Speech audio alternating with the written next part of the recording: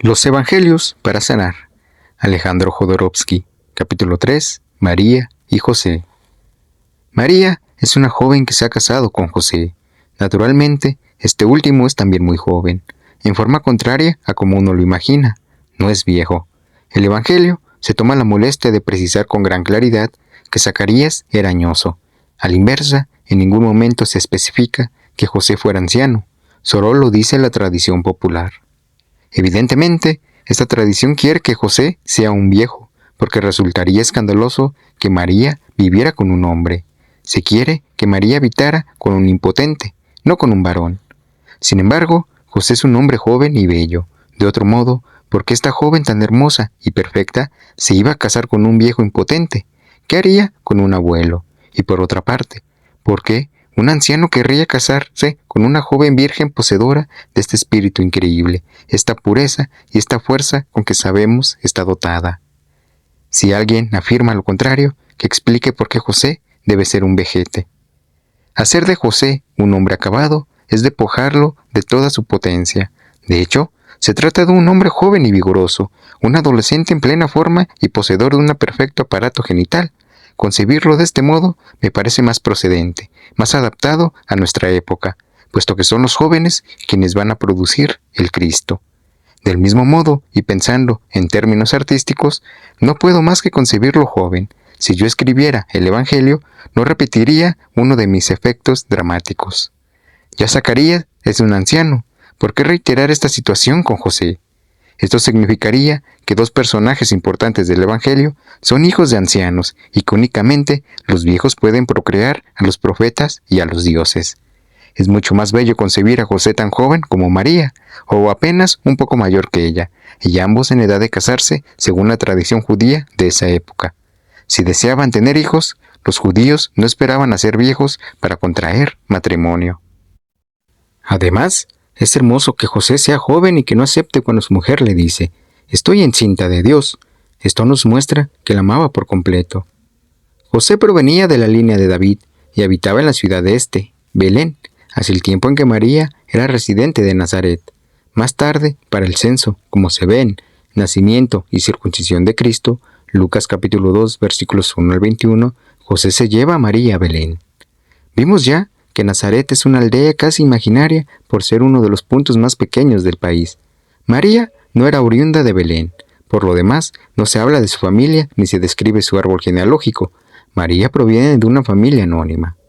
¿Cómo fue que un hombre, surgido de una descendencia tan prestigiosa, se casó con una mujer sin linaje conocido y residente de una aldea casi inexistente?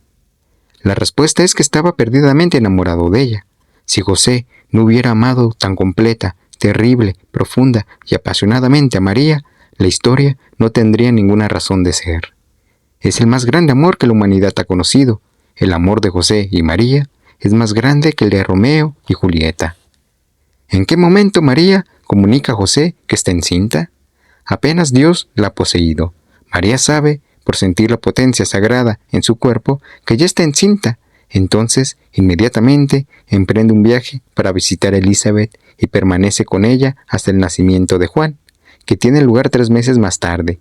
Enseguida, supongo, regresa a su casa y al entrar encuentra a José. Entonces le anuncia: «Estoy encinta de 3 meses». El Evangelio nos dice que como José era justo y no quería que el pueblo la lapidara por adulterio, decidió partir en secreto. Volvamos a imaginar, con todos los elementos que tenemos ahora, el tremendo shock que José recibe al averiguar que la mujer que ha elegido para casarse está encinta de Dios, quien por tanto se convierte en rival de José. En lo personal, si amo profunda y completamente a una mujer y me entero de que ha sido preñada por Dios, es muy cierto que estaría celoso de él, al igual que si se tratara de cualquier otro. ¿Qué bien podría aportarme el hecho de que sea Dios? Mi primer impulso es el de ver quién me ha robado a mi mujer. Él me ha burlado. Si hay tantas mujeres, ¿por qué ha escogido justamente a la mía? Es el más grande amor de mi vida y jamás tendré otro. El hecho de que María haya sacrificado su vida sexual por la creación de Jesús implica que José ha sacrificado también la suya, por la misma enorme y hermosísima razón. Igualmente, hermoso es que la historia de María y José sea una historia de amor. Ello dota aún de más fuerza la partida en secreto de José. Después él sueña que un ángel le habla. Hemos visto ya la maravilla que puede ser un ángel, un complejo polígono de fuego. El ángel le dice: debes guardar a María cerca de ti, porque de este niño depende el destino de la humanidad. Esto es determinante. El destino de la humanidad depende de José, puesto que él podría hacer lapidar a María. Más tarde, este destino depende todavía de José, porque tras un nuevo sueño, él se lleva al niño a Egipto para protegerlo de Herodes. Y luego es también José quien se lo lleva de Egipto. Nunca se repetirá lo suficiente. Sin José no habría Cristo. Es un hombre que va a seguir a su mujer en la medida en que ya ha elegido vivir con el máximo de toma de conciencia. Eva hizo lo mismo. Sin ella no habría existido María. La gran heroína de nuestro mito o de nuestra religión es Eva. Adán vivía indiferente en el Edén, brincoteando como un niño pequeño. Si hubiera permanecido ahí, hoy estaríamos en el paraíso, ni más ni menos inteligentes que unos gorilas. Nada habría pasado. Sin embargo, Eva deseó ser inteligente. Fue ella quien hizo el movimiento hacia el despertar cuando escuchó a la serpiente, es decir, cuando obedeció a la llamada del intelecto. Sin ella no habría habido una caída y sin esta no habría existido una ascensión. Sin Eva, María no habría existido, puesto que María equivale a su realización. Cuando veneramos a María, deberíamos también rendir homenaje a Eva y comprenderla. Si un día se realiza la toma de conciencia colectiva, sería gracias a ella. Eva comió del árbol del conocimiento e hizo bien. Ahora llegamos al fin de ese árbol y debemos comer del árbol de la eternidad. Según el mito o la religión, debemos morder el fruto de la eternidad. Alcanzaremos lo eterno, gracias a Eva, gracias a la serpiente. Oh, alma, que haces de tu caída una ascensión, dice el Dibuk, una pieza de teatro yiddish. Es una cuestión de preferencias. Hay quien dice que José era un anciano de barba blanca que arrastra los pies y tiene las manos callosas por haber trabajado tanto la madera, a la vez que María era una muchacha inocente, ignorante, ingenua, dedicada a alimentar a su bebé. Según esta versión, la imagen de María corresponde a una mujer buena, pura, ingenua, ulteriormente ignorante y un poco boba. En efecto, José la protege sin saber demasiado por qué. María es tan humilde que Dios le ha hecho el honor de producir a Dios. La máxima de sus cualidades es la de seguir a José, dejarse llevar. Este anciano, lleno de experiencia, cuida a esta pequeña y gentil María. Le dice: nos vamos a Egipto, mi querida, no te preocupes. Yo conozco la vida, sígueme tranquilamente, ocúpate de tu bebé. Dale de mamar. Y ella, inocente y sumisa, responde: sí, mi querido José, te escucho y te sigo. En absoluto, es posible pensar que José y María eran así. En lo personal, los veo a ambos jóvenes, sólidos y despiertos.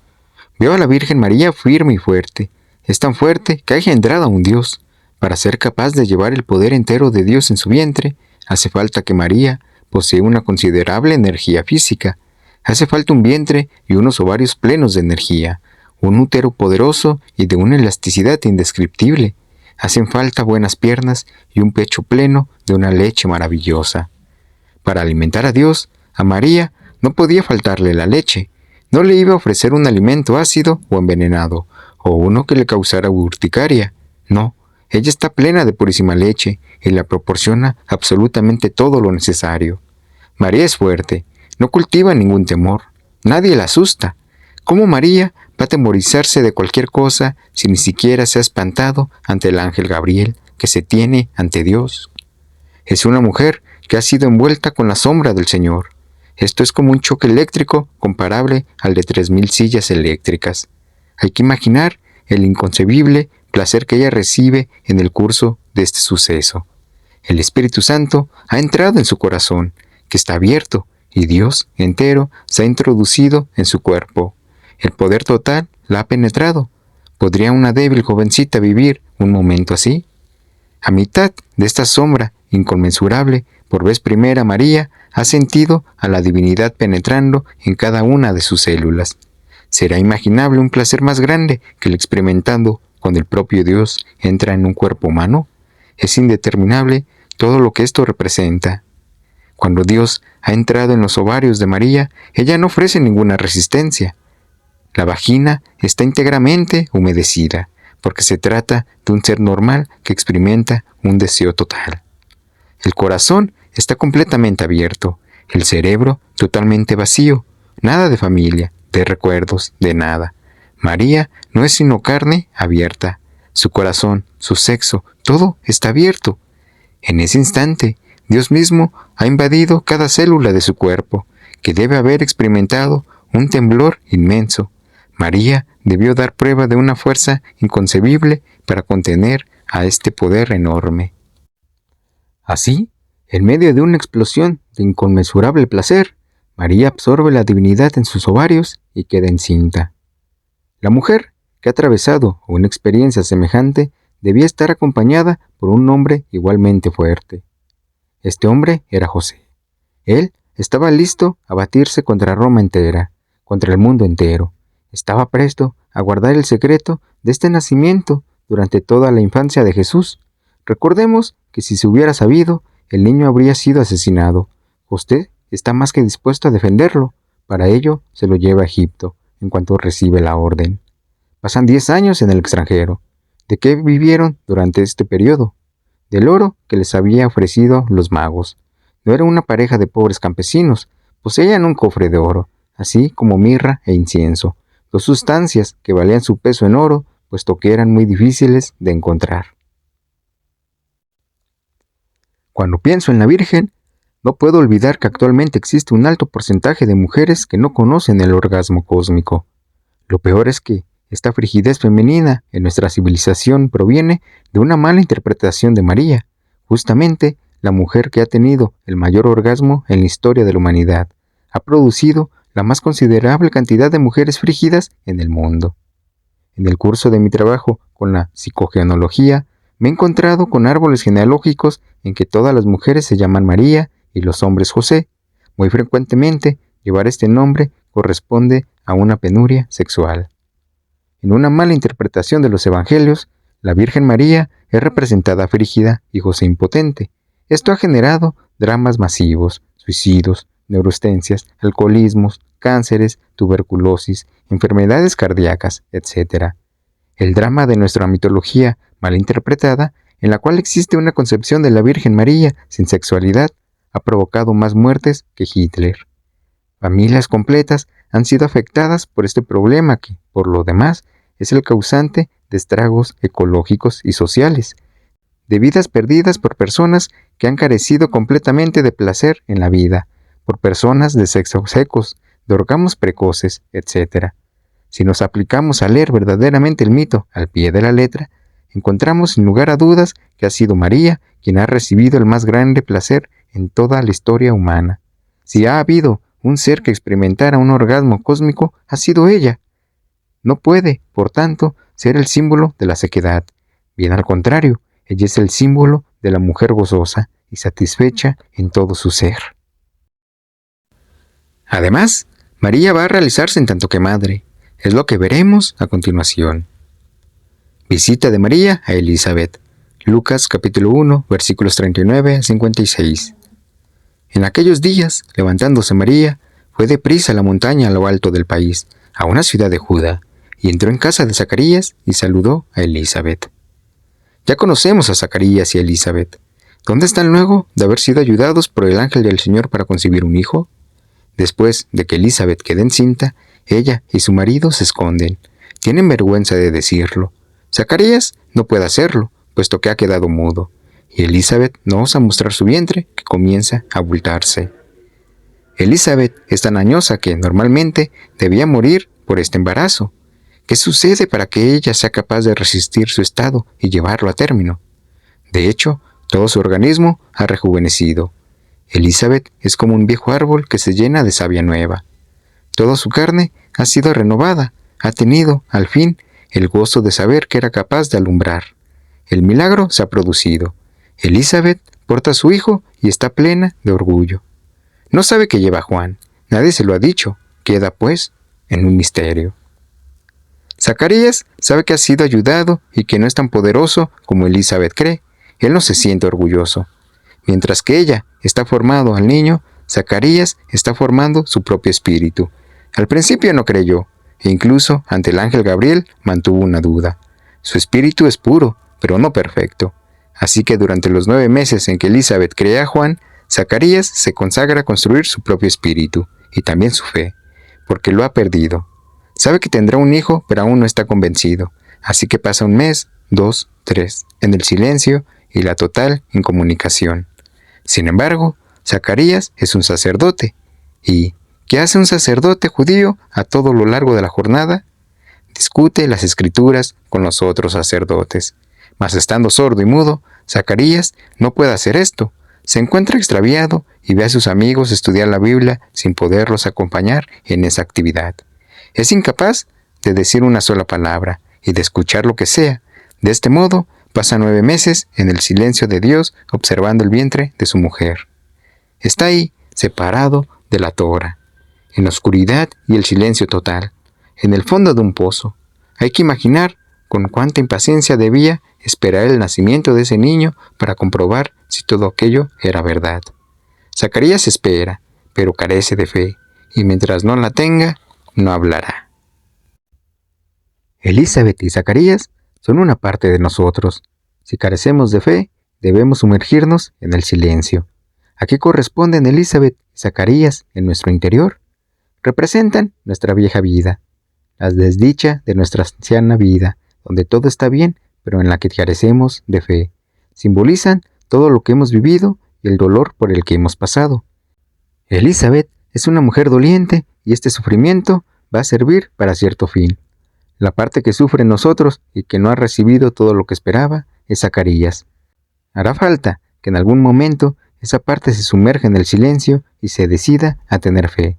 Esto es, aceptar que su sufrimiento engendrará a un ser que preparará el camino de la toma de conciencia total. Este ser es el nuevo yo, es Juan. Zacarías es, pues, una parte de nosotros. Esta parte necesita engendrar el amor en nuestro interior para renovarse. Requiere tener la fe suficiente como para pensar que no tenemos que permanecer en nuestro viejo dolor hasta el fin de nuestra vida. Existe una esperanza de cambio, de todas maneras. Estamos marcados por todo lo que nos llega, por todas las desdichas que hemos encontrado. Sin embargo, esto va a cambiar. En este capítulo del Evangelio se pide algo concreto a nuestro anciano interior y a nuestra anciana interior tener fe. Fe, si lo aceptamos, tenemos que someternos al silencio para trabajar, sin comunicarnos con nadie. Debemos crear esa fe sin pedir ayuda. Debemos trabajar en nuestro propio interior. Debemos, pues, atravesar el desierto, la soledad interna, la oscuridad y la falta completa de comunicación interior. Luego, una vez que nos hemos dado cuenta de que estamos sordos, mudos y solos, en ese preciso momento podremos hablar, expresarnos y recibir nuestra fe. Zacarías no recibe ayuda. Ve agrandarse el suceso en su interior y no puede hacer nada. Desconozco si cree o no, pero sé que de todas maneras se dice, hay algo en mí que está por cambiar. Deberemos ver que en nosotros algo avanza. Contamos ya con una Elizabeth que está encinta. Es la prueba rotunda de que ese algo crece. Por lo pronto, Juan no ha nacido. Resulta impredecible hacerlo nacer. En ese momento que llega María, ha atravesado deprisa el país y entra en la casa de Zacarías sin tocar antes la puerta, puesto que ha sido fecundada. Porta un botón de células tan grande como el universo. Exteriormente, esto no se ve. Su vientre todavía no se ha redondeado. Sin embargo, ella sabe que ya no es la misma. Solo María lo sabe. Porta un secreto. El ángel le ha informado que Elizabeth está encinta, y enseguida María se precipita a verla. ¿Por qué? Tras vivir la experiencia de su vida, María desea comunicarse con alguien como ella. Viaja para ver a su semejante, es decir, para ver su nivel. ¿Cuál es la mayor alegría de una persona iluminada? Encontrarse con otro iluminado y poder hablar en el mismo nivel. Experimentar el placer de estar ante alguien no para hablar de sí, sino para vibrar conjuntamente en el mismo registro. Por lo general, cuando salimos de una meditación, de un periodo de trabajo sobre nosotros mismos, o cuando acabamos de adquirir un nuevo conocimiento, retornamos a la vida cotidiana y de inmediato somos agredidos humillados. Se burlan de nuestro descubrimiento. Esto es lamentable. Al regreso de esta nueva experiencia, desearíamos encontrar personas que correspondan a nuestros hallazgos. Pero no, nuestros parientes, amigos, jefes, vecinos, todo el mundo nos agrede porque existe una conspiración contra la toma de conciencia. Las personas nos han conocido tal como éramos, con nuestra mediocridad, y eso les bastaba. Si esas personas estaban con nosotros es porque ellas querían mantener inamovible ese nivel. Es terrible cuando una pareja hace un trabajo sobre sí misma y uno de sus integrantes avanza mientras que el otro se queda atrás. No creamos que este último se haya feliz del progreso de su ser amado. Sucede a la inversa, y lo que resulta es una catástrofe con reflexiones como: pero, ¿quién te ha cambiado? Deja de frecuentar a esas personas. No es posible. No te reconozco. Ya no eres como antes, y eso me angustia. Entonces, o vuelves a ser como eras, o seré yo quien esté en la obligación de cambiar, y no quiero. No queremos cambiar. No lo queremos en absoluto. El ego se aferra. El ego negativo sabe que debe estallar para que nosotros cambiemos, y no está dispuesto a hacerlo. Es como un huevo. En un momento dado, el huevo comienza a temblar y se dice: caramba, cómo me gustaría que me metieran en agua hirviente para hacerme duro y así ya no exista un pollo que me quiebre desde el interior. María entra, pues, en la casa de Zacarías. Él la ve pasar, pero no puede hablarle. María va directamente a ver a Elizabeth. ¿Qué hace ésta en tal momento? Solo puede hacer una cosa: agradecer a la divinidad por haber recibido ese regalo. Elizabeth ha deseado tanto ese niño que está completamente concentrada en su formación. Ha limpiado su cuarto, ha colocado flores por todas partes, escucha una música hermosa. Todos los malos olores han sido erradicados de la casa y no hay una sola suciedad en su interior. Elizabeth ha abierto las ventanas, las cortinas son blancas, todo es luz. La casa está preparada para que ninguna fealdad del mundo entre en el bebé que Elizabeth ha esperado tanto. Ella le ofrece lo que hay de mejor. Esta mujer se halla en un total estado religioso. Elizabeth sabe muy bien que el feto experimentará todo lo que ella vive durante esos 9 meses. Sabe también que sus propias emociones quedarán en la base de la formación del cerebro de su hijo. Así, hará todo el esfuerzo posible por estar calmada, tranquila y en paz. Y Elizabeth no tendrá miedo porque en su vientre crece un niño sagrado. Ella lo siente y sabe que vive un milagro, puesto que si a su edad ha engendrado, es que se ha producido un don milagroso. Así se halla en un estado de calma perfecta. Está ya encinta de 6 meses. Es anciana, pero sus senos comienzan a hincharse y su pecho se ve pleno de leche. Es algo sublime. La vida misma alentado en un cuerpo que ya había dicho adiós al mundo, porque Elizabeth tiene 70 u 80 años y está llena de vida. Ni un cuadro de Leonardo da Vinci podría registrar un suceso de tanta hermosura como esta humilde mujer oculta, con su cabello blanco, su piel arrugada, su vientre abultado y sus senos hinchados. Elizabeth se mantiene bien erguida porque con su columna vertebral debe sostener al bebé.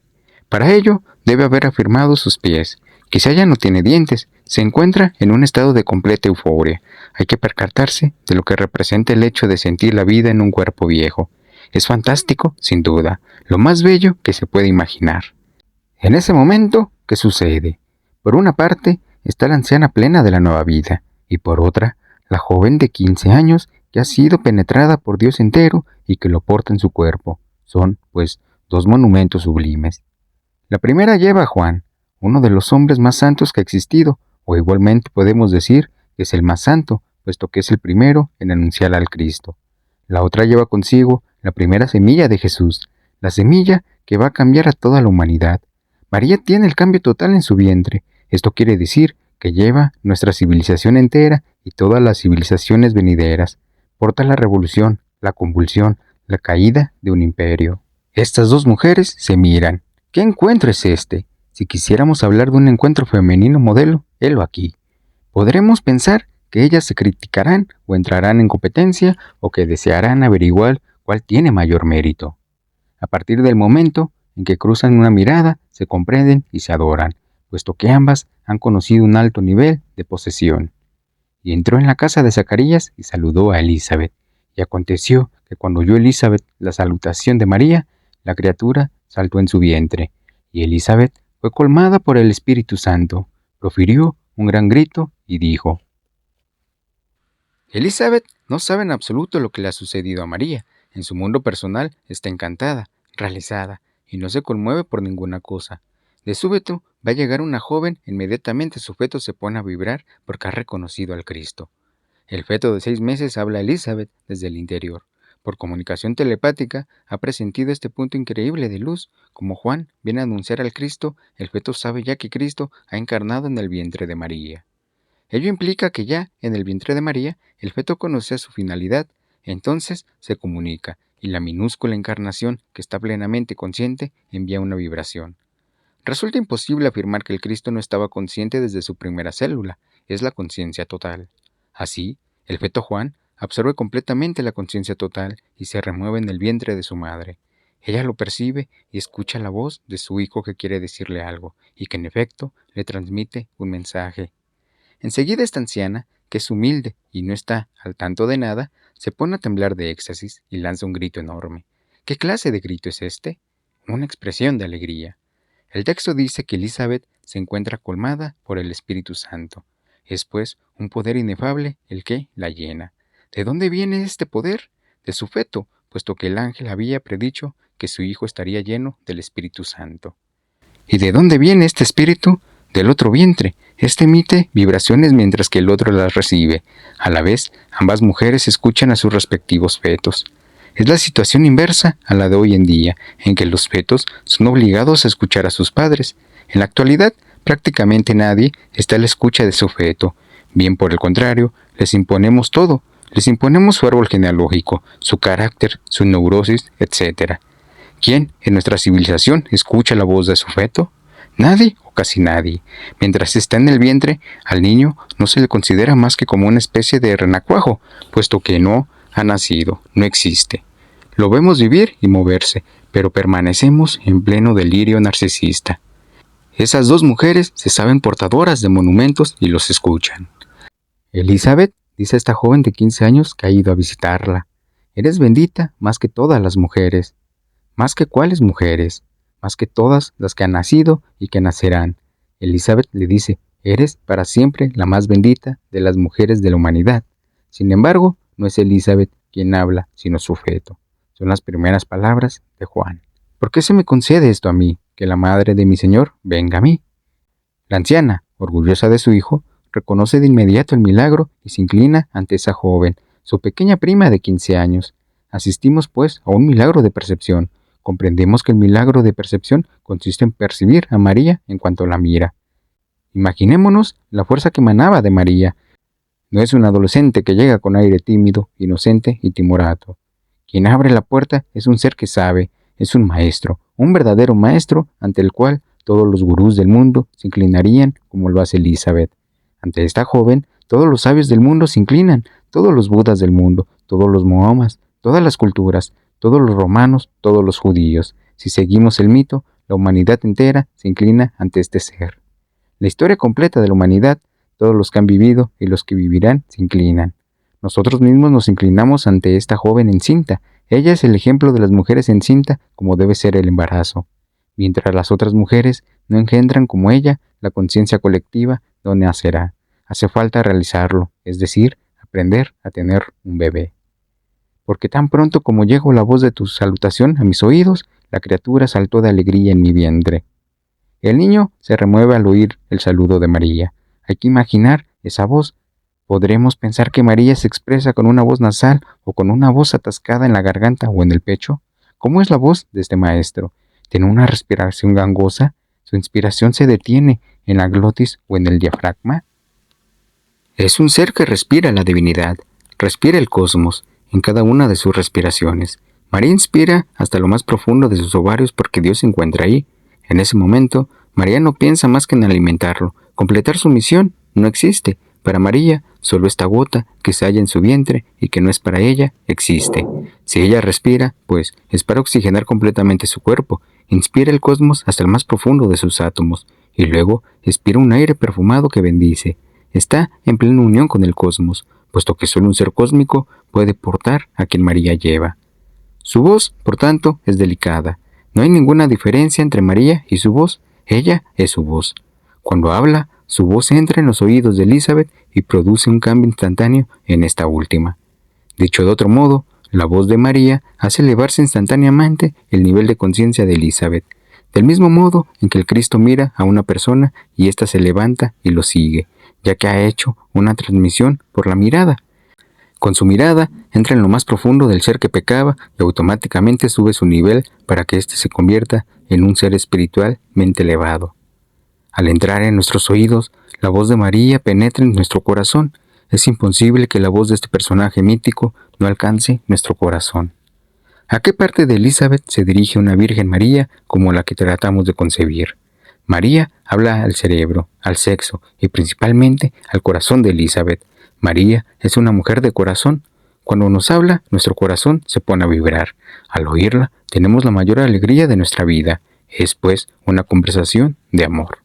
¿Qué sucede a una persona cuando escucha la voz de su ser amado? ¿Qué hace un niño en la calle cuando de golpe oye la voz de su madre? Se pone a saltar de gozo. Recordemos la voz de nuestra madre cuando éramos bebés. Era nuestro más grande placer. Si encontramos a un ser que tiene la voz de nuestro padre o de nuestra madre, cuando estos nos proporcionan aquello que necesitamos, nuestro corazón se estremece. Esto nos produce un efecto increíble.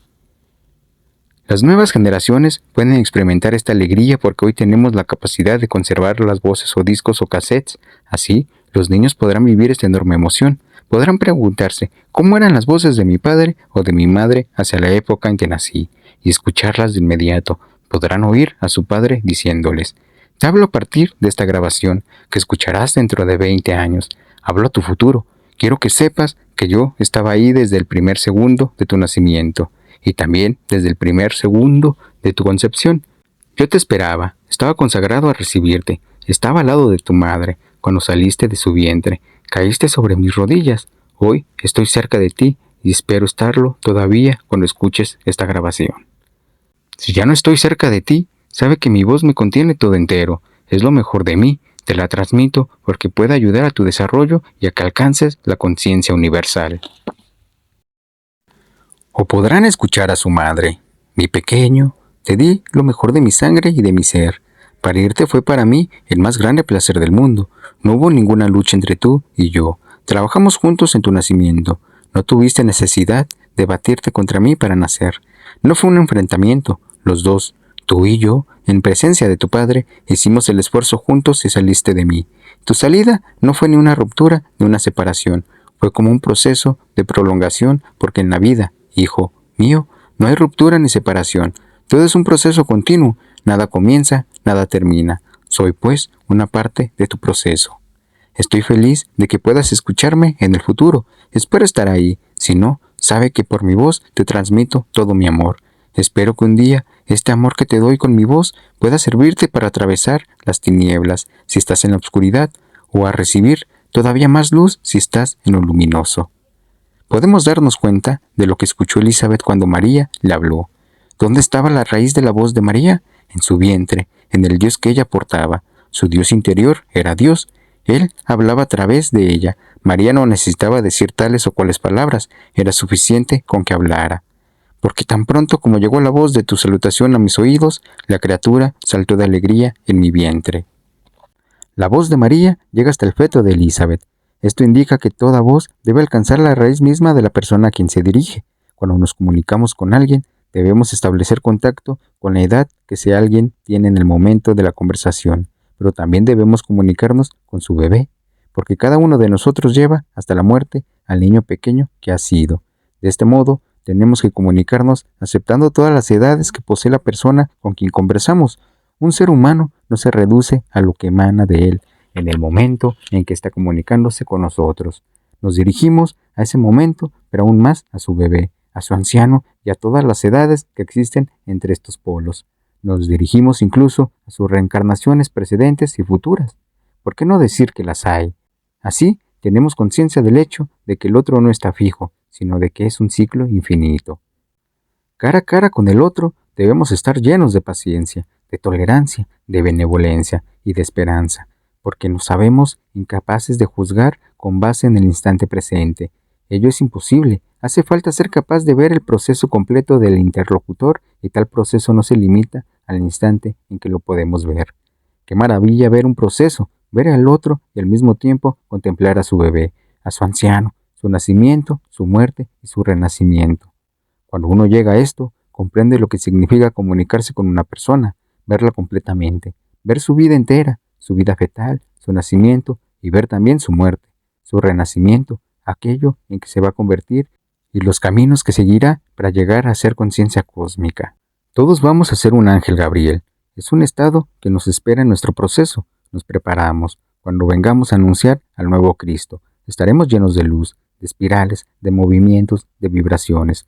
Cada instante será un momento de alegría creativa porque un ángel está constantemente creando y creándose. Cuando somos ángeles, somos un alma que crea, que se crea y que tiene la alegría de ser, porque un ángel no puede sino estar embelesado. Intentemos imaginar lo que representa ser el ángel Gabriel. Está embelesado, y en gran medida, porque se halla al lado de Dios.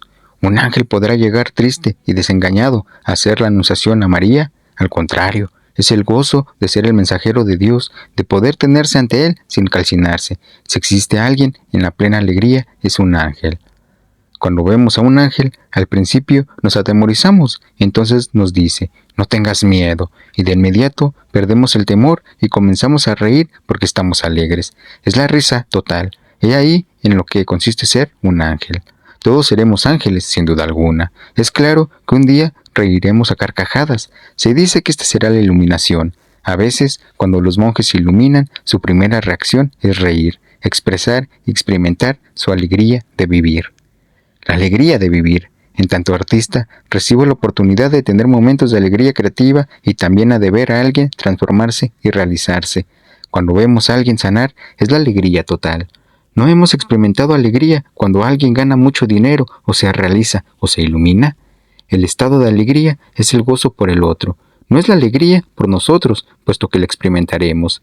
Esto quiere decir que la iluminación es sinónimo de tener alegría por el otro, por su realización. ¿Qué gozo nos procura un niño cuando está alegre? Por ejemplo, qué maravilla verlo en Navidad abrir su regalo y ponerse a jugar y jugar tanto que olvida nuestra presencia.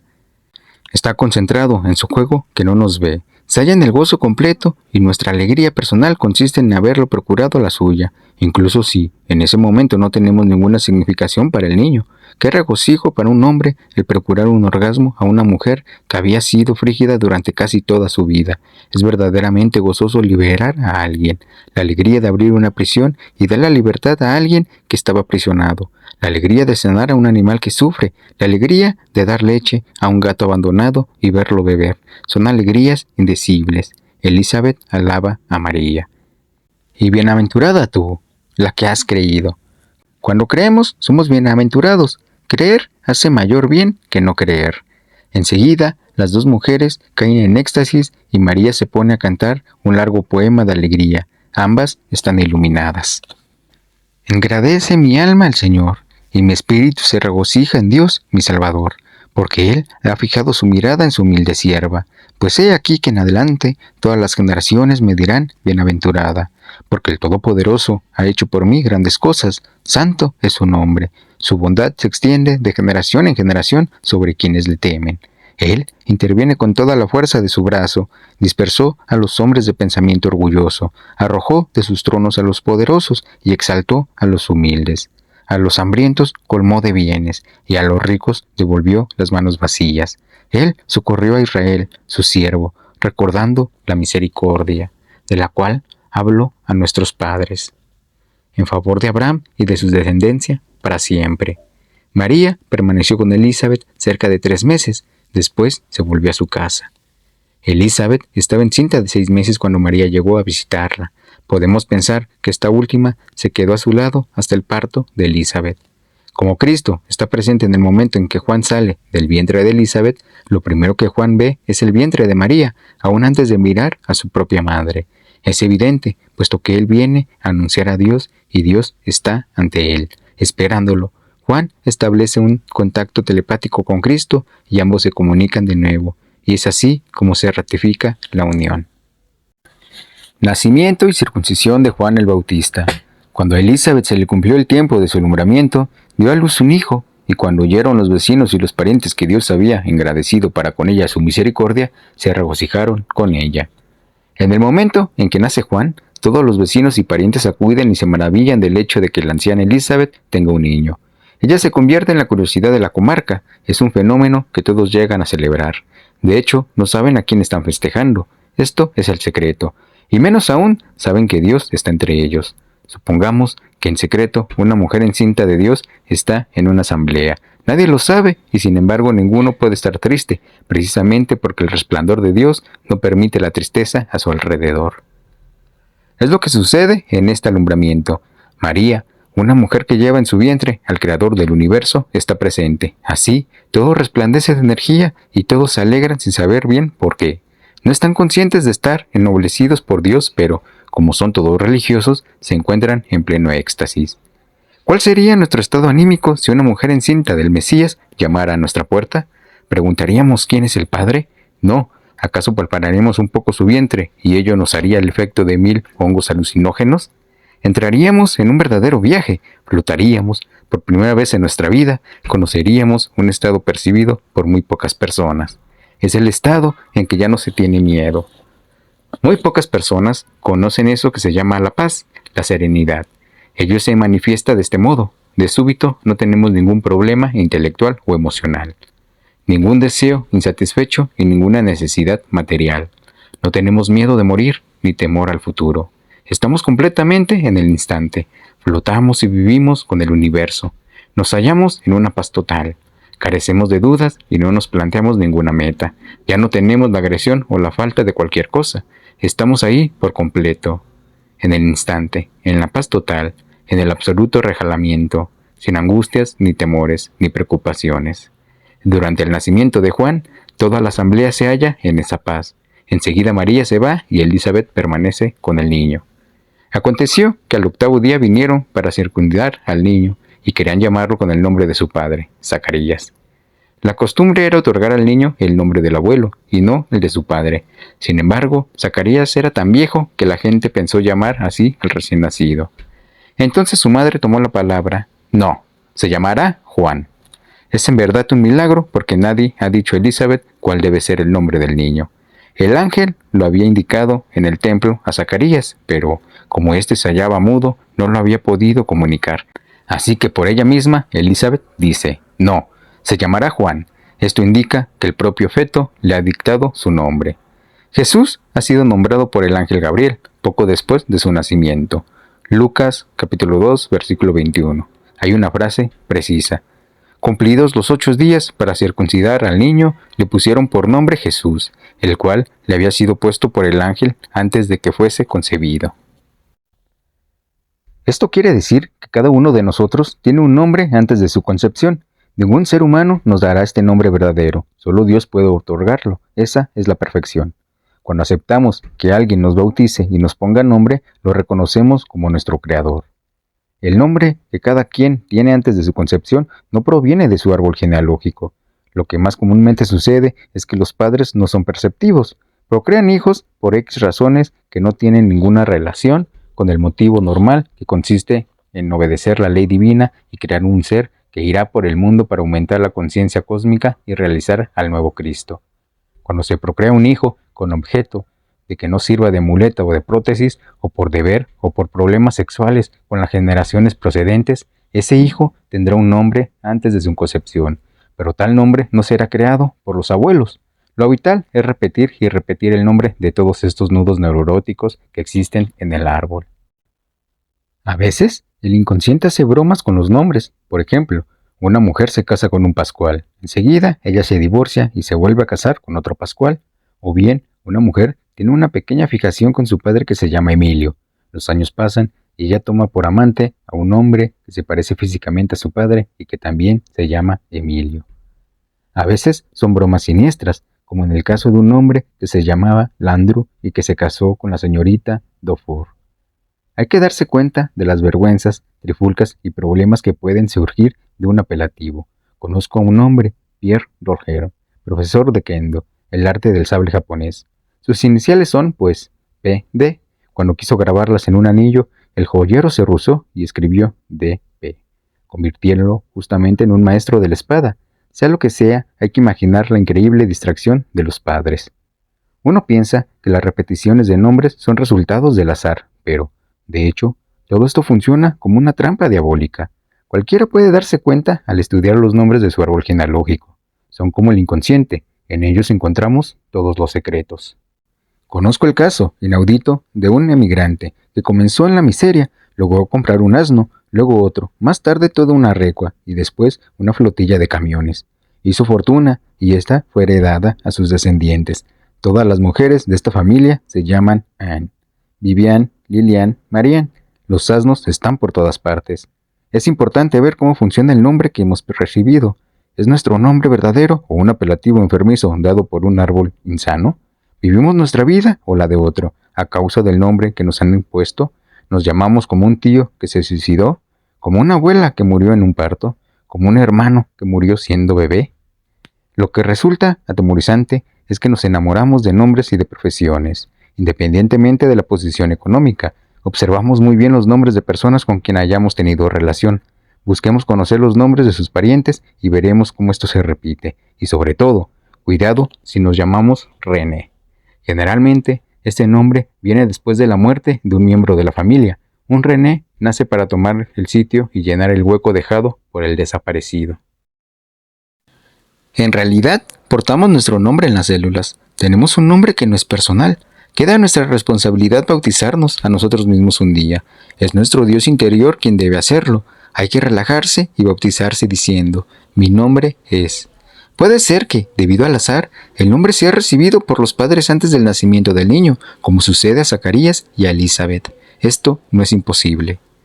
Cuando esperábamos a mi hijo, Adán, Valerie, mi ex esposa y yo buscamos cómo llamarlo. Un día, Valerie me dijo, ya encontré su nombre. Le respondí, yo también. Ella me preguntó, ¿cuál es? Y le dije, Ada. Valerie exclamó, pero es increíble, es el nombre que escogí. Pensé en Ada porque lo oí pronunciar a una mujer algeriana y me gustó. Ya habíamos decidido llamarla Ada, puesto que creíamos entonces que se trataba de una mujer. Presencié el parto. Cuando salió y vi sus testículos grité, ¡ah! Es un hombre, es Adán. El destino lo había preparado para llamarse Adán. Él mismo se nombró. Pienso que en este caso mi hijo lleva su nombre verdadero. El nombre verdadero del niño debe ser percibido telepáticamente por el padre y la madre al mismo tiempo. Si son lo suficientemente perceptivos, los padres reciben el nombre antes de que el niño sea concebido y éste poseerá su nombre verdadero. O bien él mismo se nombrará más tarde. Es necesario comprender que, de preferencia, el niño no deba recibir el nombre de una persona conocida. Cuando hacemos una meditación para encontrar nuestro guía interior, este jamás debe parecerse a alguien del exterior, sea el Cristo, nuestro gurú o cualquier otro. Al comienzo, nuestro guía interior se presenta sin rostro, llega en forma de nebulosa, como algo no formado. Así, en la medida de nuestros encuentros, ese guía se forma y se precisa, y cobra entonces un rostro, porque el mejor modo de saber si se trata verdaderamente de nuestro guía interior es comprobar si tiene semejanza con alguien conocido en nuestro entorno. Si se parece a nuestro padre, a alguien a quien amamos o a cualquier persona conocida, no es nuestro guía interior, sino algo que ha entrado en nosotros. En este caso, es mejor abandonar ese personaje y buscar nuestro verdadero guía interior, que nos será mucho más útil. En el Antiguo Testamento, cuando Moisés pregunta a Dios cuál es su nombre, Dios no le responde con precisión, sino le dice, soy el que soy, o soy lo que soy, o seré lo que seré. Luego, cuando Jacob le pregunta, Dios ríe y no contesta. Jamás dice su nombre porque Él es el único que puede conocerlo. De la misma manera, nosotros somos los únicos capaces de conocer nuestro nombre interior. Si lo confiamos a alguien, lo deformamos. No dar nuestro nombre es una actividad divina. Seguir este ejemplo es un homenaje a la parte divina de nosotros mismos. Es justamente la Virgen quien dice, santo es su nombre, pero no lo precisa. En la oración se afirma, santificado sea tu nombre. Pero, ¿qué nombre? Que tu nombre desconocido para mí sea bendito. Precisamente porque no podemos conocerlo, lo bendecimos y afirmamos que es santo. Es hermoso darlo todo, pero hay que aprender a hacerlo. En cierto modo, hace falta aprender a guardar algo con amor. Si no sabemos poseer alguna cosa con amor, no sabemos dar. En tanto que no damos nuestro nombre, lo llevaremos con un amor increíble, Una vez que lo hayamos dado, no lo podremos llevar con el mismo amor porque lo hemos compartido. Es evidente que hace falta compartirlo todo, pero debe existir un punto inmóvil en el centro de cada uno de nosotros. En el centro de todo lo que damos hay algo que no damos únicamente, lo daremos a Dios. Es un secreto total entre nosotros y Dios. No podemos amar algo más alto que Él. Enseguida, nuestros hijos, nuestras mujeres y todo el género humano vendrán en la escala del amor. Pero hay una cosa que nosotros solo reservamos a Dios. Hay que morir con nuestro secreto. De esta forma habremos portado algo que solo Dios conoció. Le dijeron a Elizabeth: ¿por qué? No hay nadie en tu parentela que se llame con ese nombre. Juan corresponde a la aparición de lo nuevo, la persona que va a anunciar cualquier cosa nueva en nuestra vida. Es el Juan que hay en nosotros. Algo en nosotros comienza a anunciar nuestro cambio de nivel espiritual. Es el nivel de Juan. No hemos todavía llegado a este nivel, pero lo anunciamos. Nos hallamos en lo más alto de nosotros mismos. Vibramos. Es nuevo. Jamás conocimos algo parecido. Entonces preguntaron por señas a su padre cómo lo quería llamar, y pidiendo una tablilla, Zacarías escribió: Juan es su nombre, y todos se maravillaron. El hecho de que hicieran señas a Zacarías en lugar de hablarle normalmente indica con claridad que él estaba tanto sordo como mudo. Zacarías escribe Juan. Al fin, una luz se ha presentado, y de lo más profundo del silencio de Zacarías, un silencio abandonado por las palabras. La voz del ángel Gabriel murmura Juan. En el instante en que Zacarías escribe, todos se maravillaron. Este asombro es natural porque, sin haber escuchado a Elizabeth, Zacarías escribe el mismo nombre que ella había pronunciado. Los dos encuentran el nombre al mismo tiempo. Al momento fue abierta su boca y suelta su lengua. Ha sido liberado porque, por vez primera, cree verdaderamente, al fin. Su liberación tiene lugar 8 días después del alumbramiento de su mujer, precisamente en el momento de la circuncisión. En el transcurso de esa ceremonia, cuando se corta un fragmento anillar sobre el sexo del bautizado, se simboliza un anillo de boda. Por este acto se introduce a Dios en el sexo del circuncidado. La alianza de Dios con el hombre se hace por el sexo. También se circuncida a Cristo. En él, pues, se ha realizado en el sexo la alianza con el Padre. ¿Qué es la circuncisión? Con una cuchilla, el rabino corta el prepucio del niño para que éste piense en Dios cada vez que haga el amor. Ello significa que Dios está profundamente en nuestro templo sexual. El sexo es sagrado. Es por este que la alianza con Dios tiene lugar. No se dice que la alianza consista en castrar, muy por el contrario, o el bautismo consistiría en cortar los testículos, lo que en ningún modo es el caso. En esa ceremonia se habla de cortar el prepucio, lo que significa abrir el sexo. Vemos, pues, que el bautismo tiene por objetivo abrir el sexo y no cerrarlo. Está dicho muy claramente: yo te bautizo, te uno con Dios, abro tu sexo al 8º día, no lo cierro. Se abre el sexo de Cristo, así como el de Juan. No hay interpretación alguna, está escrito en el Evangelio. Asistí a una circuncisión, según las tradiciones. Se da al niño una gota de vino para embriagarlo. Es el mismo vino que encontramos en la cena. Se da la sangre de Cristo al niño. Enseguida se le abren las piernas como una rana.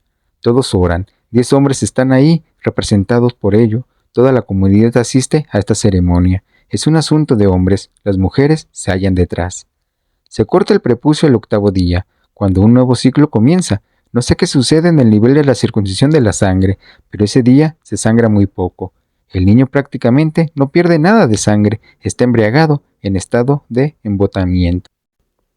Enseguida se le cubre y todo el mundo se pone a cantar de alegría porque el niño se ha unido con Dios y la cabeza de su sexo ha aparecido. Antes no se veía. Es pues, por excelencia, la unión sexual con Dios. El lenguaje simbólico, el prepucio oculta la cabeza del sexo, es decir, oculta la conciencia. La operación hace surgir a la luz lo que estaba oculto en la sombra, en la animalidad. ¿Qué hace Zacarías tras recuperar la palabra? Al momento fue abierta su boca y suelta su lengua y habló bendiciendo a Dios. Zacarías estaba iluminado y lo primero que hizo fue bendecir a Dios. Y se llenaron de temor todos sus vecinos y en todas las montañas de Judea se divulgaron estas cosas. Todas las personas se atemorizaron porque han asistido a un milagro, y al asistir al milagro se aterran porque se dan cuenta del inmenso poder de Dios. Y todos los que los oían los guardaban en su corazón diciendo: ¿quién, pues, será este niño? Este niño ha llegado en medio de una conspiración contra la toma de conciencia y evidentemente esta última ha comenzado a actuar.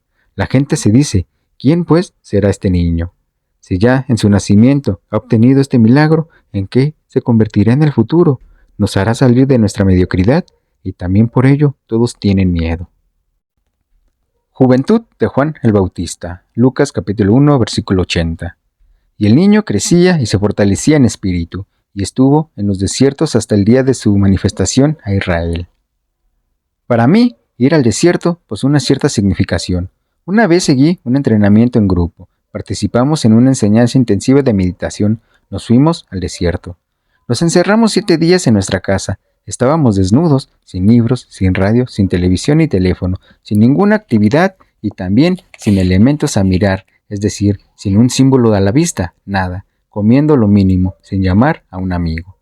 Esto provocó reacciones increíbles, incluso a veces cercanas a la locura. Estar 7 días consigo mismo, sin disponer de ningún elemento distractivo, solo 7 días, es verdaderamente el desierto. Partir al desierto significa separarse de la sociedad, de nuestros pensamientos, emociones y deseos, así como todas las actividades que llenan la vida, con objeto de limpiar en nosotros las formas de reaccionar. En el curso de esta experiencia detenemos todo lo que nos permite decorar nuestra vida. ¿Cuánto tiempo pasamos solos sin proponernos algo, sin decirnos que debemos triunfar, que debemos hacer el balance de nuestras acciones anteriores, que debemos estudiar tal cosa u obtener tal otra, etcétera? De pronto nos separamos del mundo y del divertimiento.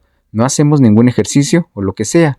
Nos levantamos a las 6 de la mañana, después nos tendemos al suelo y descansamos, sin hacer nada, en esta posición hasta la medianoche. No hacemos absolutamente nada, nos inmovilizamos y nos observamos. Eso es todo. Una experiencia de ese tipo puede cambiar nuestra vida porque es un excelente medio para conocerse. Juan pasa por el desierto, pero ¿qué significa esto para él? Cuando Juan se aísla en el desierto, está completamente acompañado. ¿Por quién? Por su Dios interior, su punto inmóvil. Así, su desierto está habitado por completo. A partir del momento en que, en el desierto, no cuenta más que un sol interior y con la divinidad que él viene a anunciar, Juan comprende. ¿Y qué va a anunciar? A su maestro. Su maestro es el desierto que nos enseña a estar con nosotros mismos.